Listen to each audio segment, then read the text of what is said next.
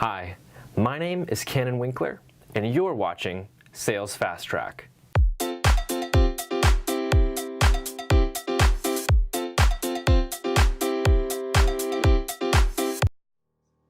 In this video, we're going to take a step back and talk about business as a whole. You'll learn about a concept called the break-even graph, so that in a later video, we can show you the role that sales plays in the larger organization. Let's get started. Today, we're going to start a business together. Let's say that you and I open up a craft brewery right here in Tucson, and we want a simple way to understand our cost structure. Enter the break-even graph. First off, we'll draw our axes and label them. On the vertical axis, we have money, and on the horizontal, we have the number of units sold. If we graph our revenue, the more beers we sell, the more money we make, so we end up with a line that looks like this. Then, right under revenue, we have cost of goods sold, or variable cost. This is essentially the cost associated with making one beer, like raw materials or packaging, and it's represented by the shaded area between revenue and cost of goods sold. But those aren't the only costs that we have in our brewery.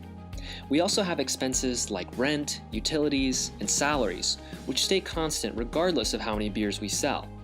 These are our fixed costs, and they're represented by this flat line here.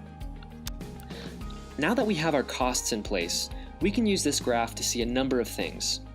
The break-even point is when a business brings in just enough money to cover its variable and fixed costs, but no more. For our brewery, this happens right where our revenue and cost of goods sold rise above our fixed costs. At this point, we've sold enough beers to pay for our cost of goods sold and things like rent and salaries, but afterwards, our net income is zero. On a less simplified graph, you'd be able to determine the numbers associated with this.